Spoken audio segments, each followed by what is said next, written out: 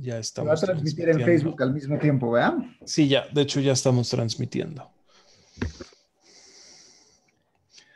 Déjame nada más que se abra.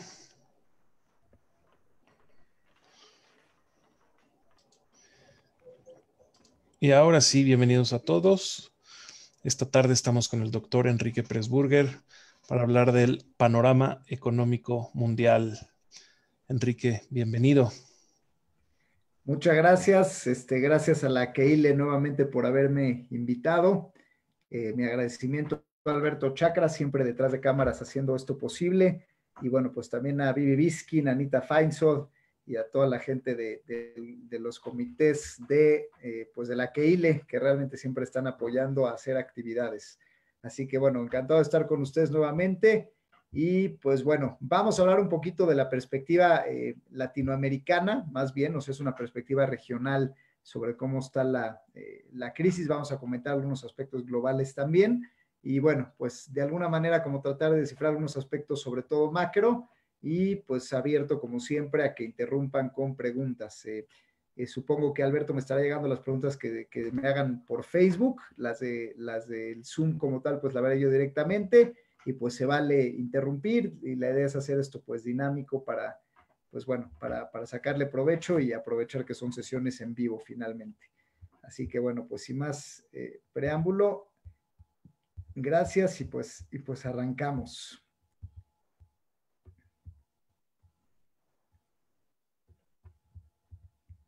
Nomás.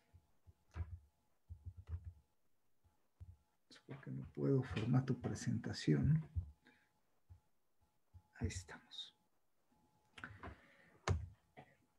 Listo. Pues bueno, un poquito la idea de esta conferencia es un poco platicarles acerca de entender la parte macroeconómica de por qué América Latina está un poco rezagado con respecto al resto del mundo y entender algunos conceptos poco explicados en los medios de comunicación masivos, pero que son importantes para entender pues por qué en México ha habido menos estímulo, menos apoyo económico que en otras regiones, ¿no? Porque a veces pareciera que es un tema completamente de decisión política, sin embargo no lo es necesariamente, hay temas estructurales que nos van a explicar pues un poco más la realidad del país y tener un poco de mayor perspectiva.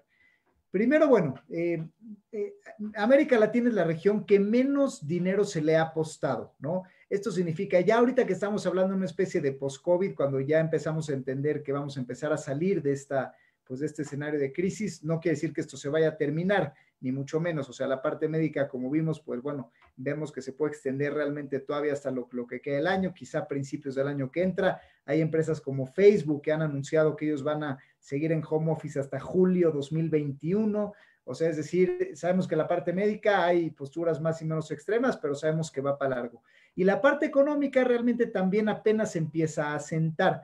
Ahorita, mal que bien, algunos países han empezado a recuperar, pero es una recuperación ciertamente ficticia. ¿Por qué ficticia? Porque consiste en que los gobiernos han inyectado dinero a las economías como para intentar que el PIB rebote lo más rápido posible o que la caída sea lo menos fuerte posible, pero al final es eso, es solamente apoyo a manera de subsidios. Es decir, cuando cae el Producto Interno Bruto de los países, cuando cae por el tema de productividad, cuando hay menos productos y servicios y menos comercio, tú puedes jugar y maquillar de algunas maneras la cifra del PIB, por ejemplo, haciendo que haya más gasto de gobierno o haciendo que haya más ahorro gubernamental, que esto puede traducirse en emisión de deuda. Es decir, que si un país hace subsidios y aumenta su deuda como país, pudiera parecer que en ingresos agregados, ¿no? En oferta y demanda agregada, pudiera parecer que el país está más sano financieramente. Sin embargo, la realidad es que esto es solamente pues un paliativo, una manera de tratar de que sea más suave la caída, pero en realidad lo que el mundo nos deja entrever es que según la Organización Mundial de Comercio, estamos en un 30% menos de intercambio comercial, es decir, la economía del mundo cayó un tercio, o sea, lo cual es pues un número importantísimo y esa es la cifra de la economía real. Más allá de que los productos internos brutos de los países puedan caer entre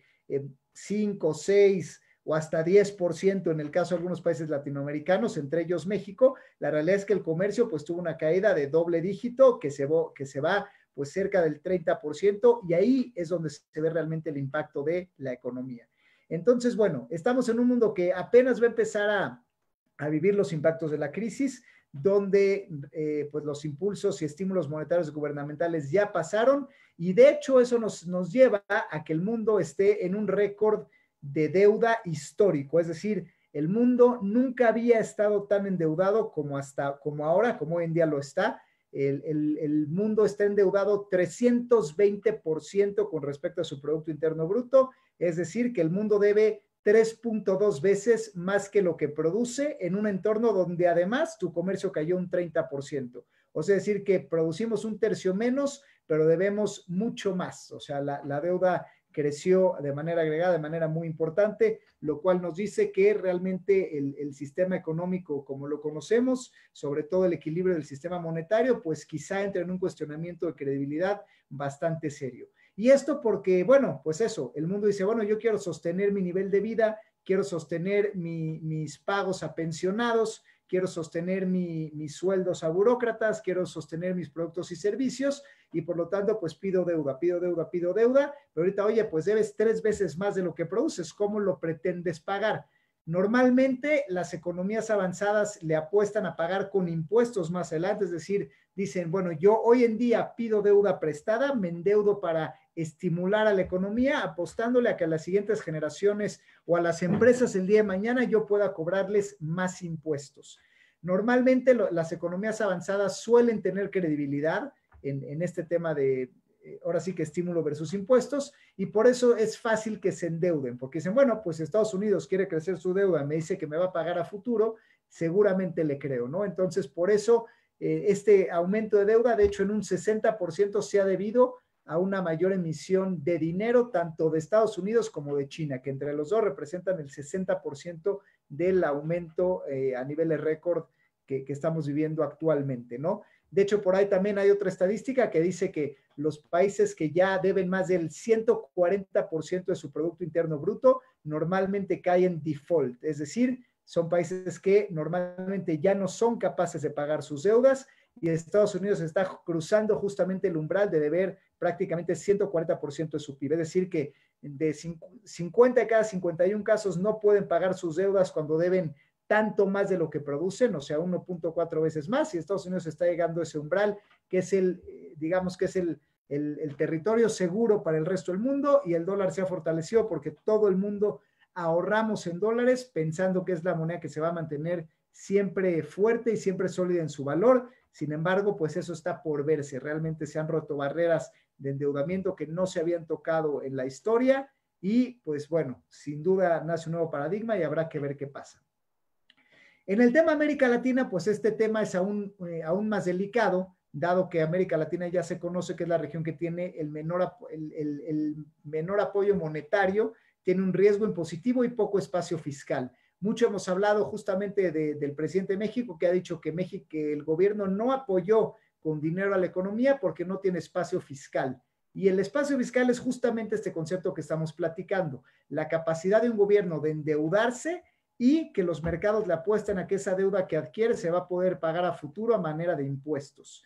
Dado que México ya está tan alto en impuestos y que ha crecido en materia fiscal de manera muy importante en los últimos años, donde han crecido las retenciones para personas físicas y morales, hemos visto que de acuerdo a tabuladores de sueldo, pues las retenciones han subido a 30, 32, 35%, las personas morales también han subido sus tasas, se triplicó prácticamente el impuesto para inversiones financieras. Es decir, México, dado que ha aumentado mucho más impuestos y la base fiscal ha llegado a un nivel récord también, justamente lo que dice el gobierno actual, que de hecho sí tiene un punto, es decir, yo ya no puedo endeudar más al país porque es poco probable que si lo sigo haciendo yo pueda recuperar esa deuda a manera de impuestos. Y entonces de ahí, bueno, nos queda preguntarnos, pues, ¿qué tan endeudado está México entonces?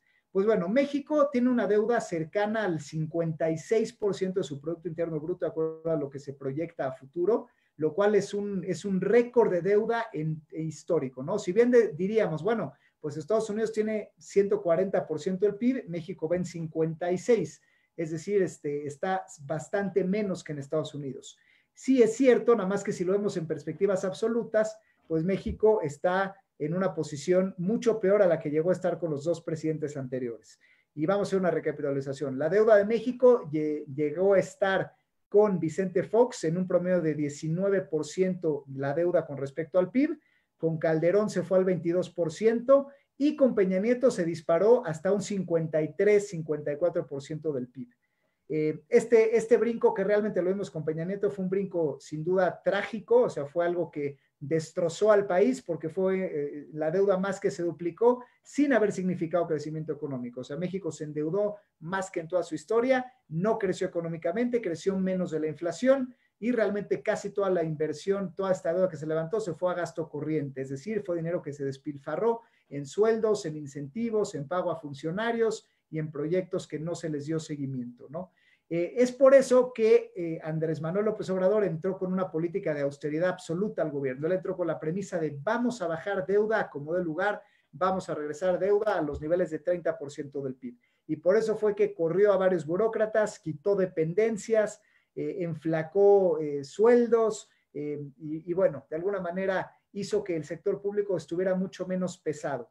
Sin embargo, dado que el gobierno también fue contradictorio con incertidumbre, y canceló el aeropuerto y se fue a fuerza con las refinerías y se fue a fuerza con el proyecto del Tren Maya y se fue con el tema, de alguna manera, con temas que no alcanzamos a entender muy bien todavía la dimensión de los proyectos ni cuánto van a costar, pues eso hizo que el riesgo país de México subiera, que Pemex esté perdiendo dinero aceleradamente y entonces al bajar la calificación crediticia de México, pues la deuda de México se percibe como mucho más riesgosa y entonces eso quiere decir que nos cuesta más caro pagar intereses.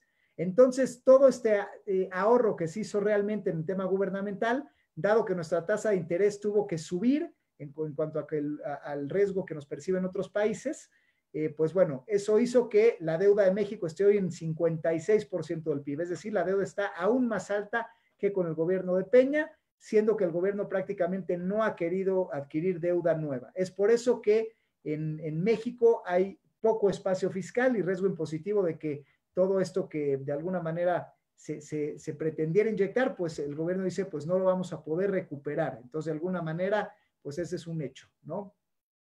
Bueno, otro tema que ha afectado a América Latina, México no es la excepción, es que justamente este tipo de cuestiones de estar ligado tan fuerte a devaluaciones económicas, parte de ello es el riesgo país que tenemos, pero otra parte importante es que somos regiones muy dependientes de materia prima. Y pues prácticamente desde 2016, o sea, ya anterior a esta crisis de 2019 en México, esta crisis de COVID, realmente todos los alimentos, minerales y precios de la energía empezaron a caer en 2016 en lo que se ha denominado la crisis de los commodities. México, siendo que Pemex es la empresa más grande del país, pues también sufrió de estos embates en la caída del precio del petróleo y siendo que era un país muy dependiente fiscalmente al menos de este tipo de cuestiones, aunque ha bajado la dependencia de México del dinero de Pemex, también le pegó muy fuertemente y sobre todo, pues Pemex empezó a caer en quiebra operativa, es decir, Pemex al operar pierde dinero desde ya hace mucho tiempo, donde ya, o sea, dejando el tema de impuestos, a Pemex le pierde dinero cada que saca un barril de petróleo y por eso es que endeudarlo aún más con el proyecto de Dos Bocas ha sido tan cuestionado y le ha afectado tanto al riesgo país. De hecho, Pemex ya perdió el grado de inversión. Ya hoy en día invertir en Pemex es considerado a nivel mundial invertir en bonos basura, es decir, en bonos que tienen alta probabilidad de no pagar y te pagan altas tasas de interés. Y bueno, estamos. Espérenme un segundo que está sonando por ahí un teléfono.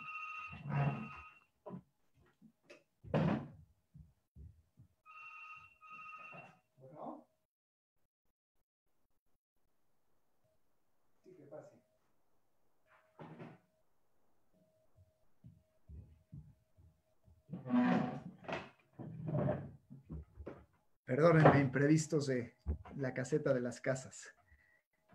Pero bueno, volvemos al tema de los commodities y eso, América Latina es una región que eso pasa con las economías que son denominadas extractivas. Cuando tú le apuestas a que la economía de tu país se base en la extracción de tus recursos naturales y no en la creación de valor agregado, pues pasa que cuando los precios que no dependen de ti, sino de oferta y demanda a nivel mundial caen, pues tu país cae en su conjunto. Entonces hoy Pemex está a grado de bono basura y América Latina también, porque así como México dependía del petróleo, por ejemplo, Chile dependía mucho de los minerales y del cobre y de la plata, Perú dependía mucho de los ingresos alimenticios, Brasil también tenía un componente importante en tema de agricultura, y eso ha hecho que toda América Latina haya caído de manera importante. De hecho, se habla que de 2015 a 2025 América Latina va a entrar en una década perdida, es decir, no va a aumentar el ingreso per cápita, donde quiere decir que la economía va a estar estancada y en una de las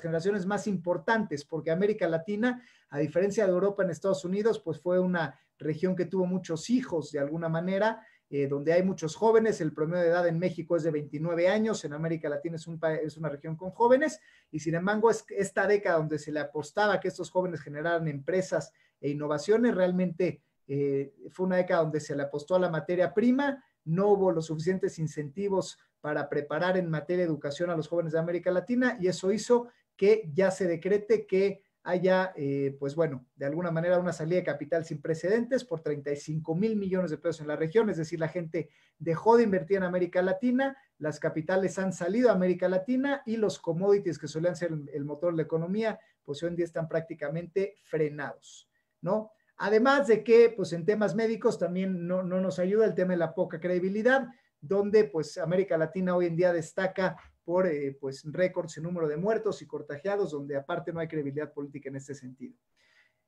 Acá hay una gráfica interesante que nos lleva a ver el tema justamente de las caídas y recuperaciones en el PIB.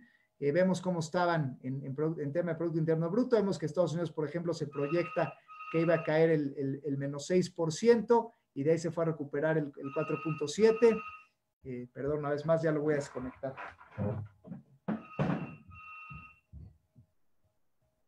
Bueno.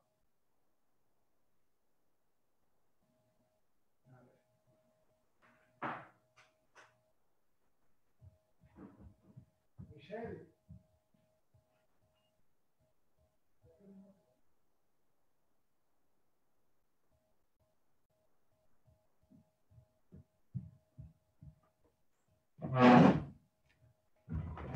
Disculpen, ya estamos de regreso.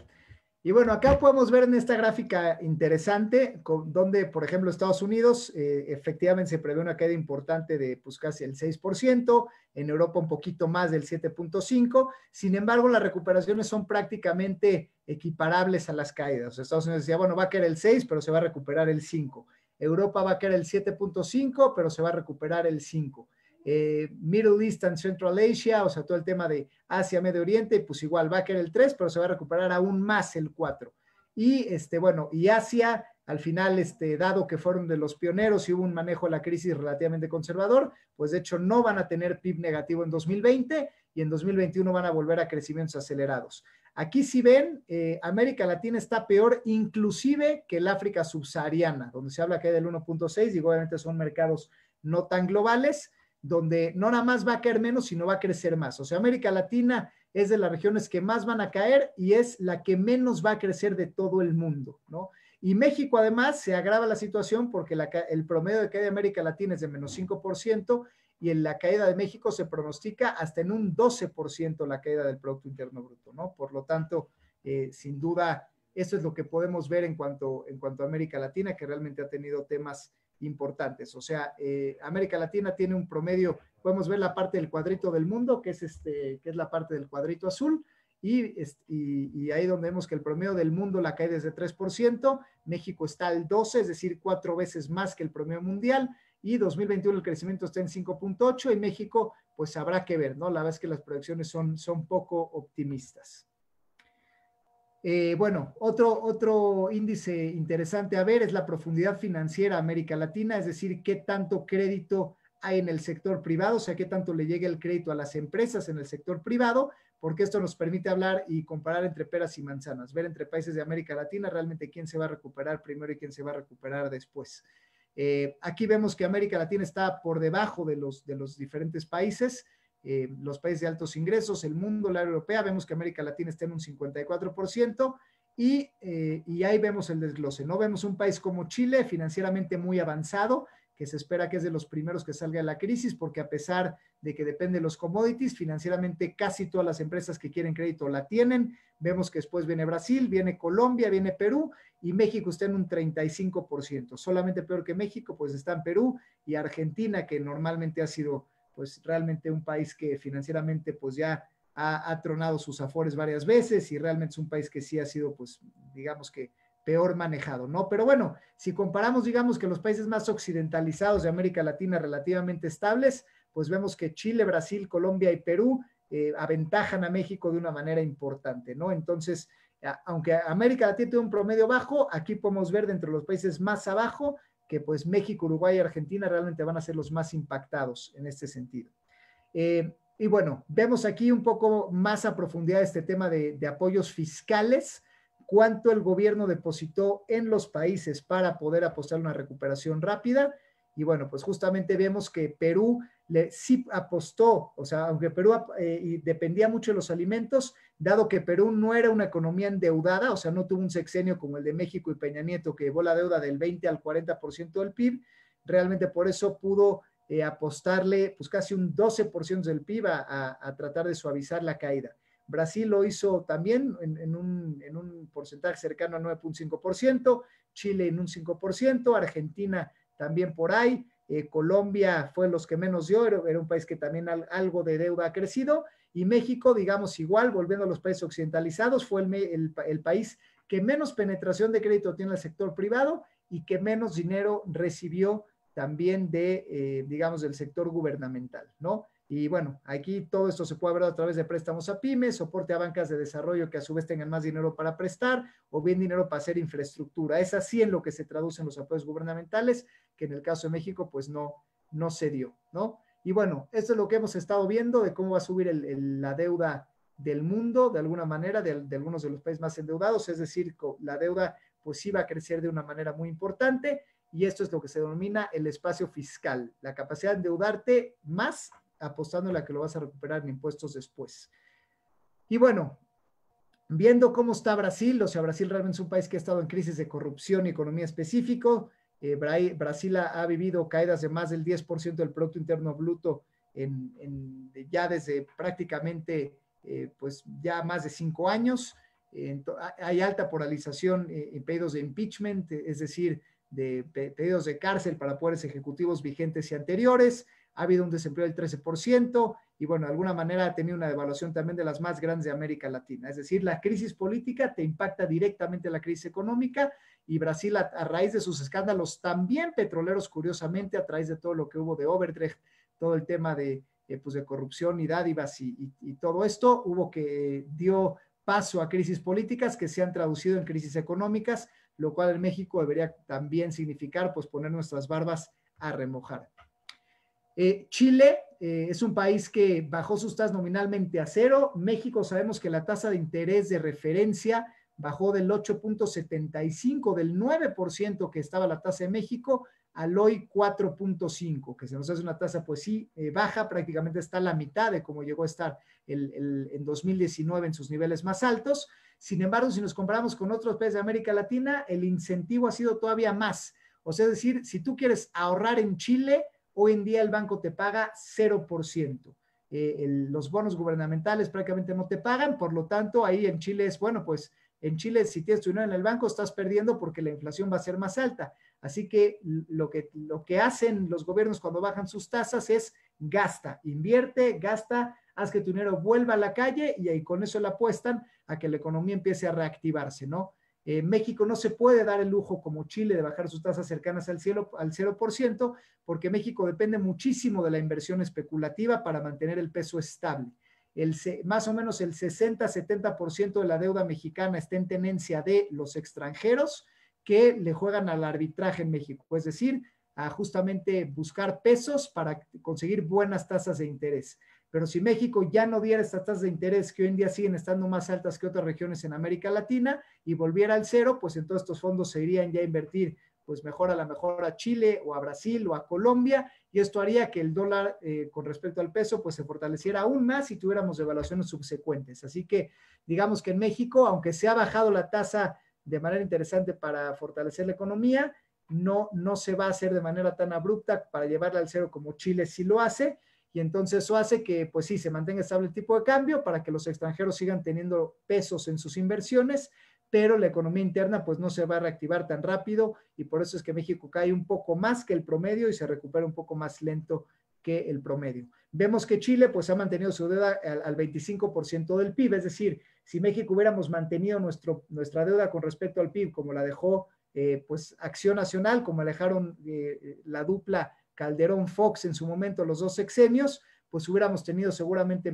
mejor espacio para maniobrar esta crisis. Sin embargo, pues desgraciadamente con el PRI se nos disparó hasta 50% y Morena no lo ha podido controlar y al revés, por la incertidumbre se nos ha disparado, pues ya estamos en niveles del 56%.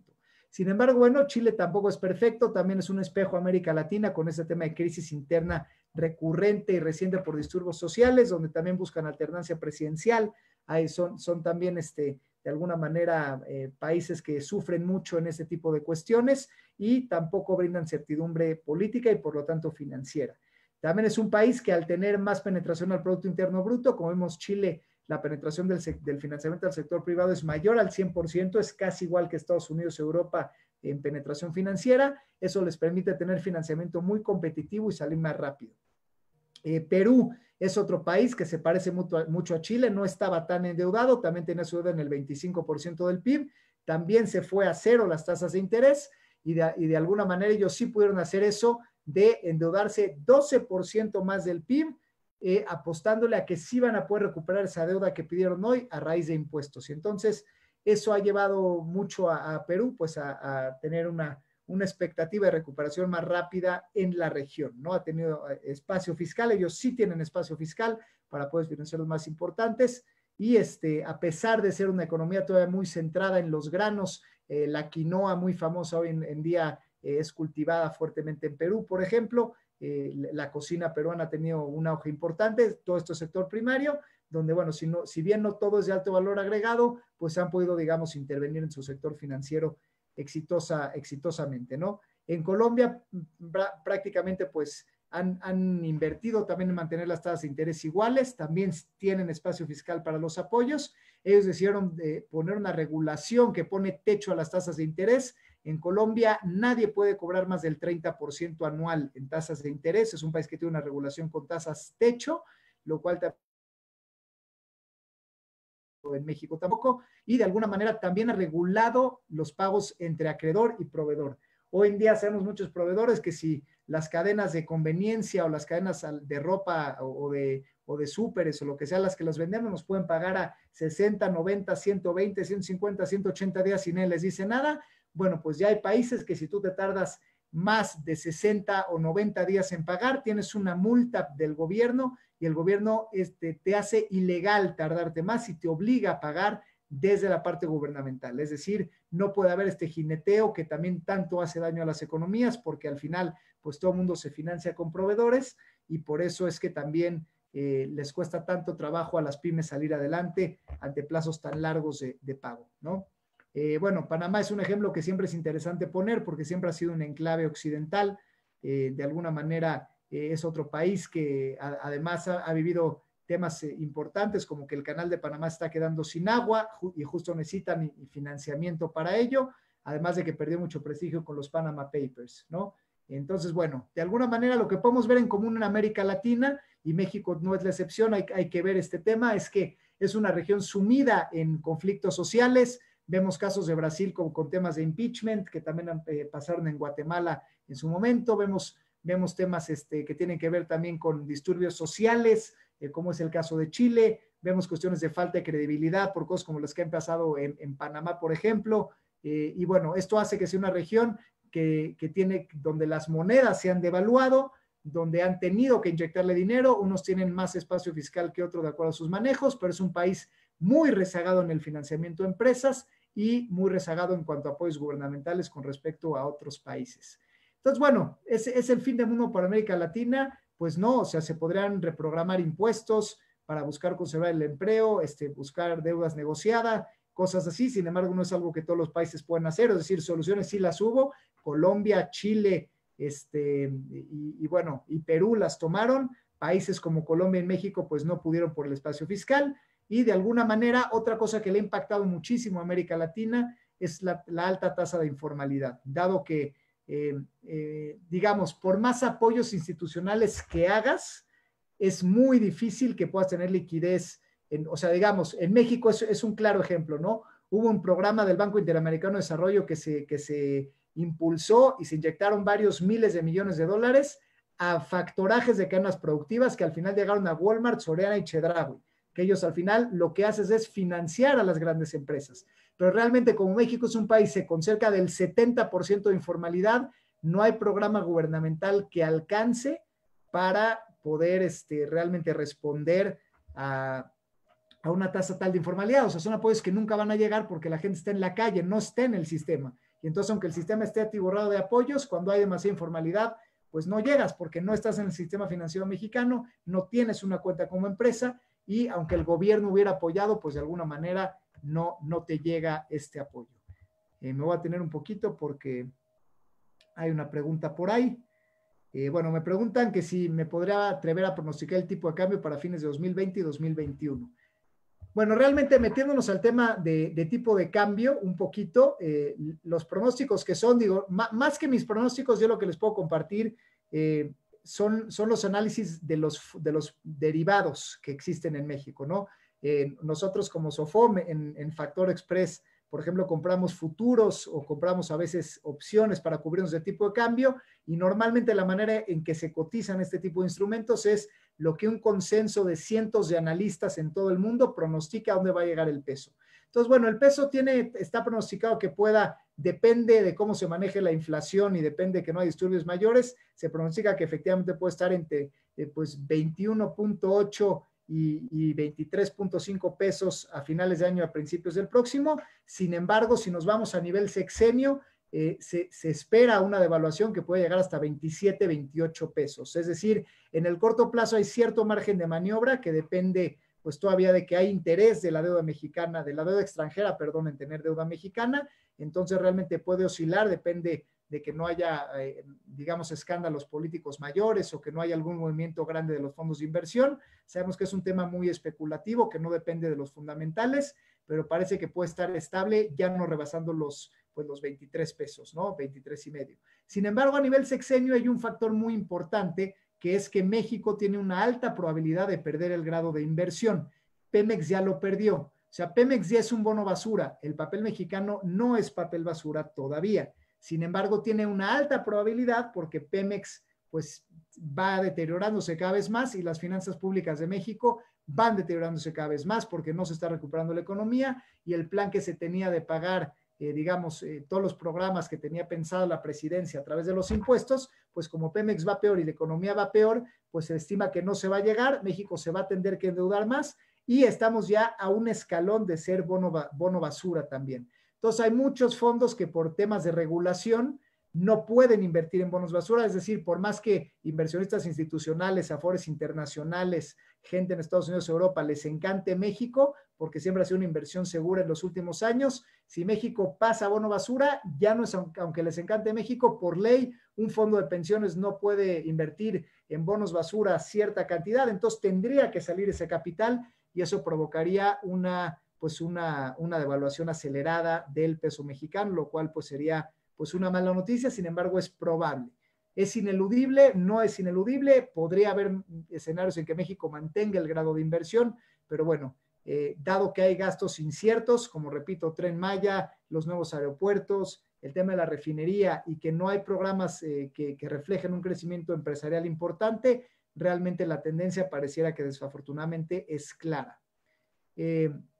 Y bueno, el caso mexicano, sabemos que además se agrava por un tema de que México no está teniendo un 2020 malo, sino realmente está teniendo un 2019 malo y un 2020 peor. Nosotros realmente hilamos 2 años al hilo en recesión. Las empresas tienen menos liquidez por todos los temas de regulación del outsourcing, que aunque fue un tema positivo, pues de alguna manera hizo que el gasto se incrementara en las empresas en 2019, entonces que las empresas resultaran debilitadas en este 2020. Igual el tema de compensación de impuestos todo lo que se eliminó en la compensación entre el IVA y el impuesto sobre la renta, que antes podías compensarlos y ahora tienes que esperar a que el gobierno te devuelva el IVA, cosa que es muy ineficiente, pues también le quitó dinero a las empresas que ahorita están en las arcas del gobierno, y también el tema de tarifas mínimas que ya viene también pasando desde hace mucho tiempo, ¿no? Entonces, entre las tarifas mínimas que se han endurecido, la compensación de impuestos y el outsourcing, las empresas llegaron a un entorno de menos liquidez para enfrentar una crisis así, donde además se tardan mucho en pagarles y no hay estímulos fiscales. Por eso, estas son las razones de economía fundamental de por qué se cree que México va a caer realmente más que el promedio de América Latina, ¿no? Es un tema de menor liquidez en las empresas, mismas que a su vez tienen poco acceso al crédito, mismas que a su vez no son apoyadas con el gobierno porque no tiene espacio fiscal, y mismas que a su vez se mueven en una economía invadida por una formalidad de prácticamente el 60%, 70%, depende de quién te dé las cifras, donde pues justamente es imposible dar cualquier apoyo en un universo tan desregulado y tan deteriorado en su deuda total, ¿no? Sobre todo también porque en México las empresas todavía son muy pequeñas. En México el 99.98% de las empresas son pymes, donde el 25% de la fuerza laboral es autoempleada y no hay mayores reservas. Es decir, en México 1 de cada 4 negocios dados de alta es negocio de una sola persona. Y esto es grave porque en México estamos, como dijimos, en el récord de jóvenes en su historia. O sea, en México nunca había habido tantos jóvenes en su historia como ahora. Entonces, de alguna manera se percibe que está desperdiciada esta parte porque, oye, tenemos más jóvenes que nunca, tenemos más empresas que nunca, estamos pagando más impuestos que nunca. Sin embargo, las empresas no llegan a tener duración de largo plazo. El promedio de vida de las empresas en México es de 7 años y las empresas, eso, difícilmente suelen superar los 5 empleados. Normalmente se quedan muy chiquitas por falta de financiamiento, por falta de visión, por permanecer muy familiares, por lo que sea, pero no alcanza a México dar el salto en empresas, a crear marcas, a crear legados, a dar el salto a la bolsa, y por lo tanto somos empresas muy endebles que en una crisis como esta, pues por eso es que muchas tienen el riesgo de quebrar, ¿no?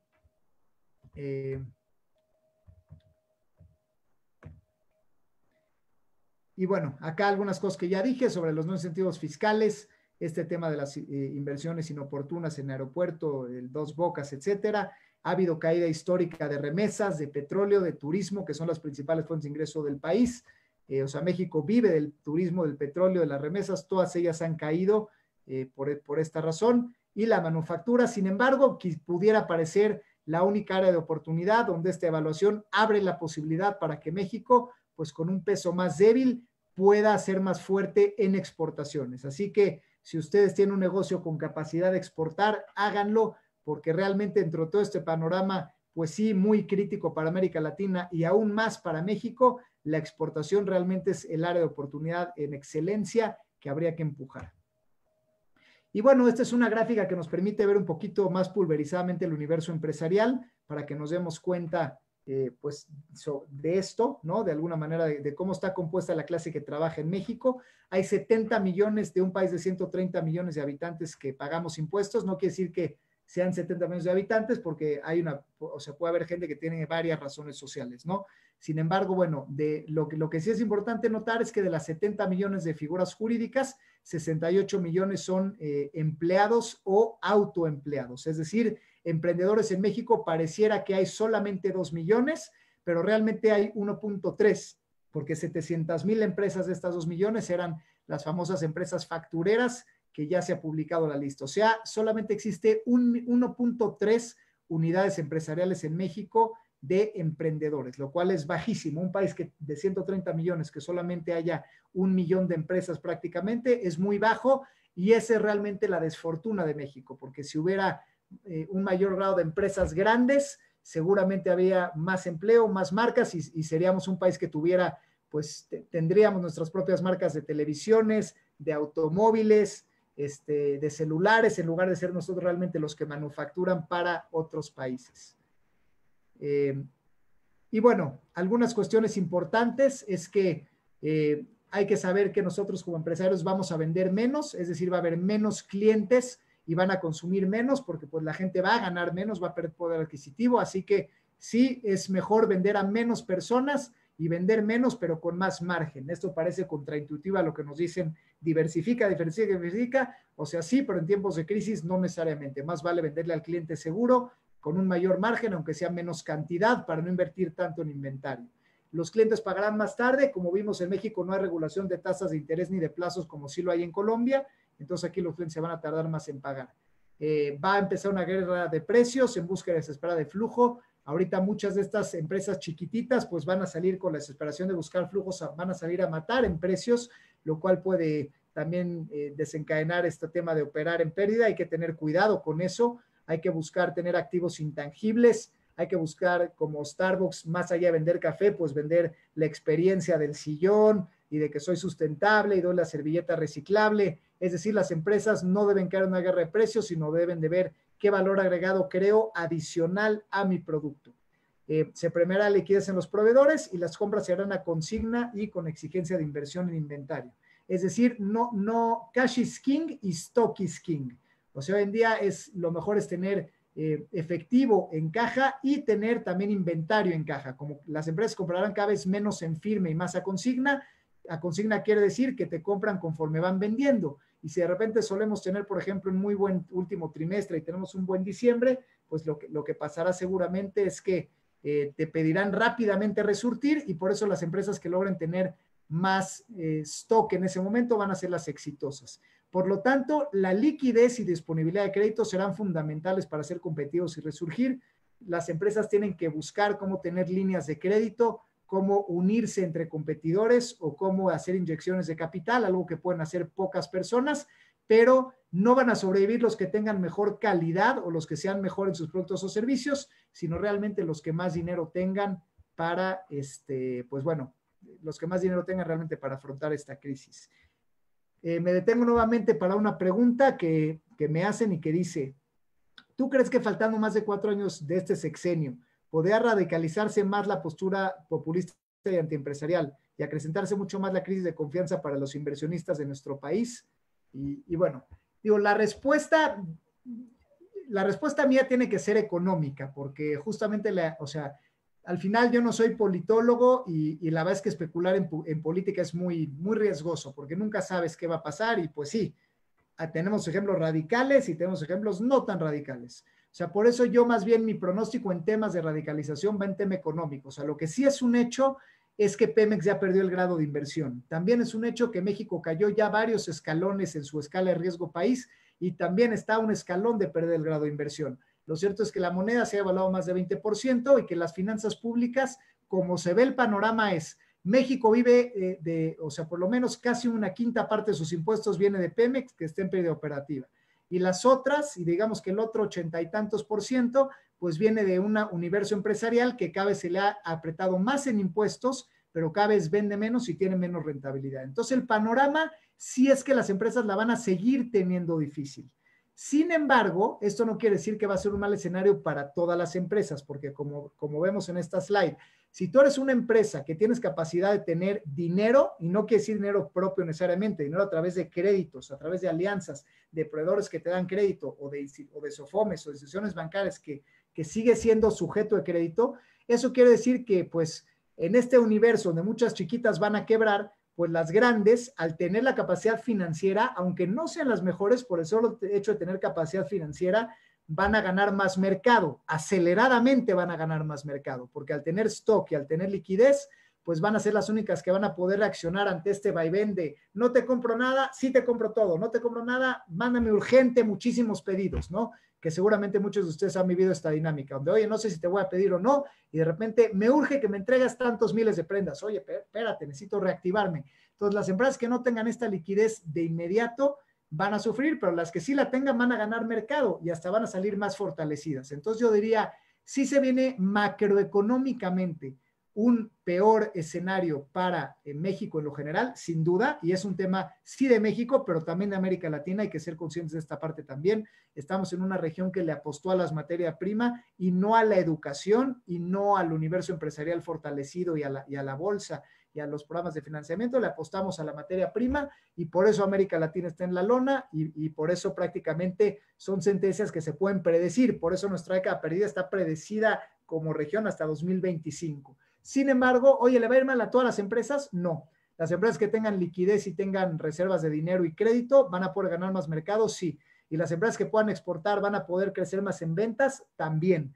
Y las empresas que puedan tener más tecnología también, ¿no? Es decir, todo lo que tenga que ver con exportación, tecnología, es decir, con market share, les va a ir positivamente. No va a ser un escenario para todos, pero obviamente estamos hablando de un escenario muy elitista, de un escenario donde solamente unos pocos pueden salir adelante, y esto lo que te crea es un país más polarizado todavía de lo que ya estaba, que por eso se prevén temas de seguridad, temas de descontento social, temas de violencia en las calles, temas de por eso México sigue teniendo más asesinatos y seguimos rompiendo pues las decenas de miles, más de 20 y pico mil muertos año tras año, porque en un país donde no hay equidad, no hay oportunidades, hay informalidad y cada vez se polariza más, pues son consecuencias que no tienen que ver con una guerra contra el narco, sino con una descomposición del tejido social que se le llama, es decir, instituciones, acceso a la educación, igualdad de oportunidades, que nos deja un país, pues de alguna manera más complicado, ¿no?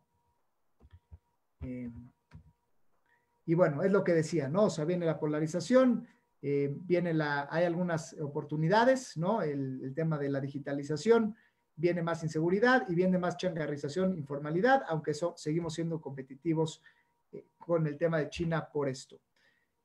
Algunos consejos que damos a las empresas. Hoy en día las empresas tienen que ser creativas en su manera de buscar capital. Esta slide la he dado ya algunas otras veces, pero es importante tenerla presente, donde hoy en día no todos son los bancos. Hoy en día se puede conseguir inversionistas a través de crowdfunding, virtual y no virtual, es decir, de plataformas de financiamiento colectivo, o bien de fusiones y adquisiciones con otras pymes, que es algo que no nos gusta mucho a las empresas familiares mexicanas, pero es algo que habrá que aprender a hacer, ¿no? En el tema de comercialización, lo que ya decíamos, cash is king, stock is king.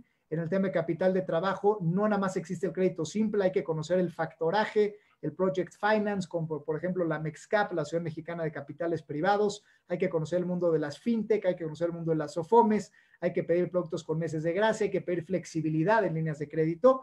Y en empleados, pues también hay que empezarse a familiar con conceptos como pasar más al variable y menos al fijo, o como estos servicios del service sourcing, donde básicamente tú contratas servicios altamente sofisticados, pero por un periodo corto de tiempo, en lugar de contratar empleados de tiempo completo, que no son tan buenos, pero te salen más barato. Más vale pagar caro por 1 o 2 meses que necesitas algunas presentaciones que tener a alguien de mercadotecnia que tal vez no te va a generar tanto valor todo el tiempo y no te va a dar el nivel que necesitas. Y bueno, algunas otras cuestiones también que me gusta decir, la cultura corporativa sí importa. Hoy en día con el trabajo a distancia hay que crear verdadera cultura corporativa, no nada más tener disciplina y vigilancia en el trabajo a distancia, sino que realmente la gente se ponga la camiseta de tu empresa, y eso implica tener un posicionamiento real de discursos y no solamente de comunicados. Hoy no basta decir, les comunico que estaremos dando clases por Zoom, les comunicamos que vamos a regresar paulatinamente.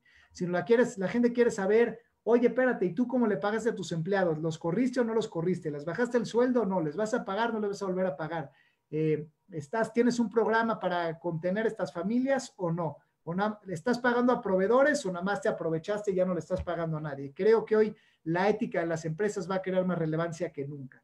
Y también el otro tema es el tema de creación de microcomunidades, donde ya la gente está un poco harta de alguna manera de WhatsApp, más bien, perdón, de Facebook y de estas redes sociales masivas. Y hoy en día la gente va a recurrir mucho más a WhatsApp y a una especie de boca a boca. Es decir, la gente va a decir, bueno, a ver, yo ya no quiero, si necesito un buen abogado, ya no lo voy a googlear, voy a preguntar en mis grupos de WhatsApp quién me recomienda un abogado. Entonces, hoy en día las empresas tienen que aprender a meterse justamente a gremios, asociaciones, y crear grupos más allá del producto o servicio que los hagan ser círculos de confianza. Hoy la gente, ante la desconfianza que existe en el mundo, va a acudir a círculos de confianza extendidos de otros empresarios, es decir, cuestiones así un poco más amplias. Por lo tanto, empresa, más allá de mercadotecnia, tiene que crear microcomunidades.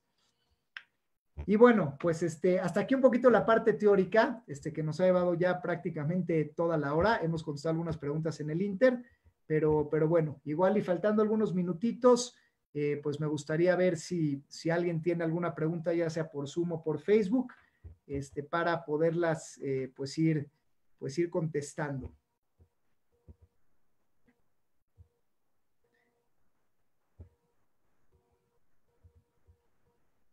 bueno, alguna que veo, digo, algunas ya están repetidas.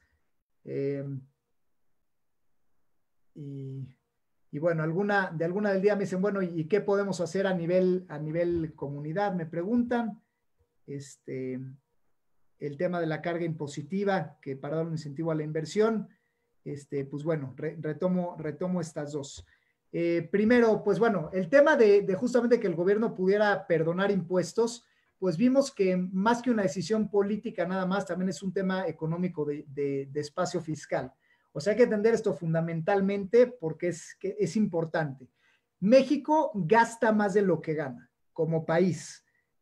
Y esto viene no de este sexenio, sino el sexenio pasado, donde México duplicó su deuda del 20 al 50% del PIB. Es decir, México derrochó dinero y está mucho más endeudado en un entorno donde con la devaluación del peso, esa deuda además te cuesta un 30% más porque el peso vale menos y mucha de tu deuda es extranjera. Entonces, México debemos más dinero. Entonces voy a decir, a ver, México está ganando menos. De hecho, el crecimiento del PIB es negativo de 2019 en 2020. Es decir, debemos más que nunca. El peso está devaluado y la economía mexicana cada vez produce menos y necesitamos más dinero. Es decir, México, por eso la deuda con AMLO está en récord histórico. Con este gobierno, México debe más que nunca. El perdonar impuestos significaría decirle todavía al país, pues ahora vamos a hacer que México se endeude más, porque que yo no recaude impuestos porque los perdone o los difiera, quiere decir que pues ahora tengo menos dinero para seguir funcionando, entonces necesito pedir más deuda prestada y llevarla a México todavía más y gastar además más intereses, ¿no? Entonces, este es un debate, no es una decisión, o sea, hay gente que dice, sí, aunque ese sea el caso, no importa, hay que inyectarle más dinero al país, aunque esto nos lleve a un nivel de endeudamiento mucho más grande, pero hay que actuar porque si no la recuperación va a ser más lenta y más vale subir y luego volver a bajar que quedarse estáticos y no subir. Es una postura muy válida que economistas muy renombrados a nivel mundial nos han sugerido.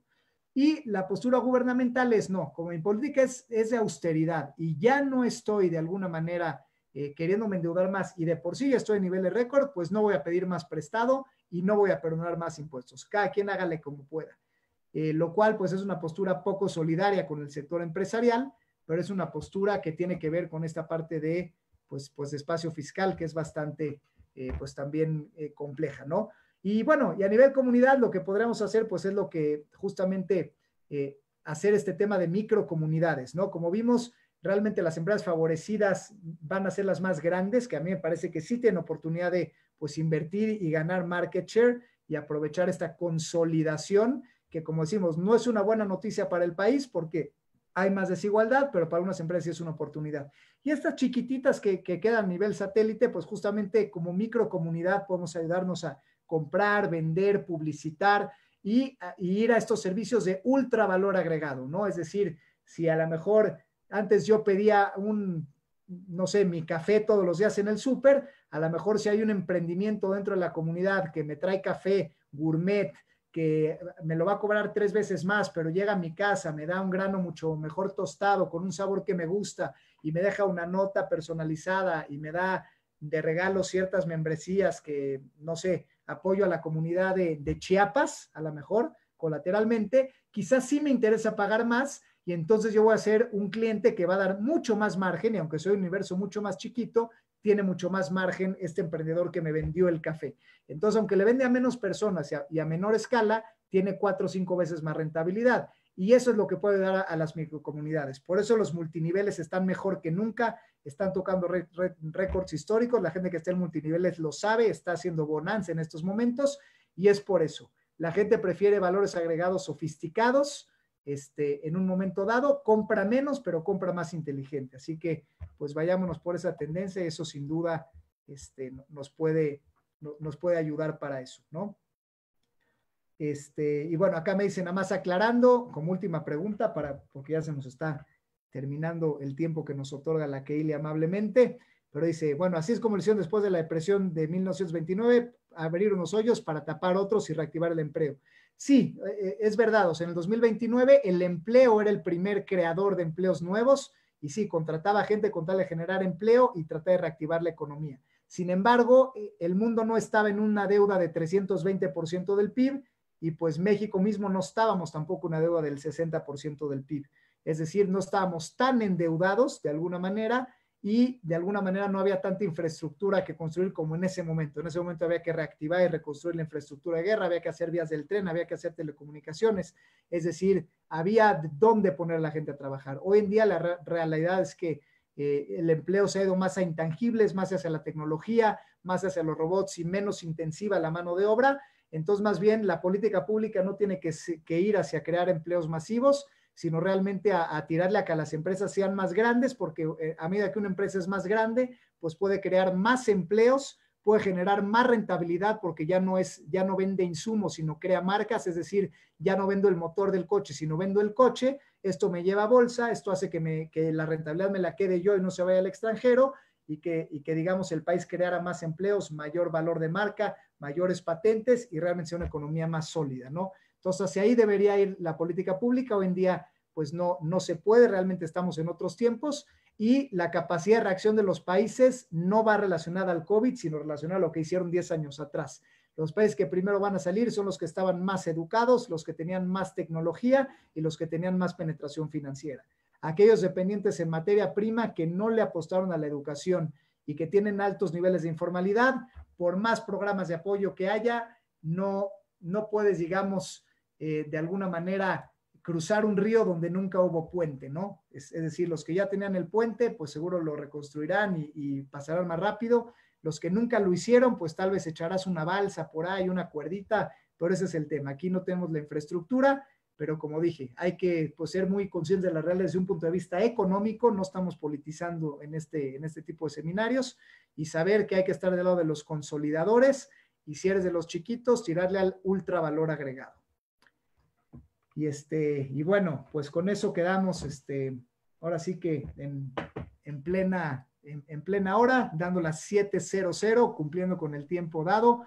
Agradezco una vez más a la Keilash Kenazí por el tiempo que me dan. Yo soy el doctor Enrique Pressburger. Síganme en redes sociales. En Instagram estoy muy activo como ePressburger. Estoy subiendo videos semanales de economía, de análisis económico, textos fundamentales de conceptos. Síganme por ahí. Tengo mi canal también de YouTube con algunos programas semanales que grabo para Mundo Ejecutivo. Y bueno, justamente, pues al revés, ahorita muy activos, regalando todo el contenido con el objetivo de incrementar audiencia, de mantener informada a la gente.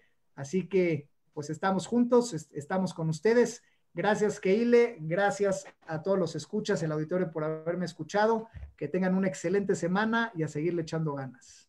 Gracias, Enrique, que estén muy bien. Gracias.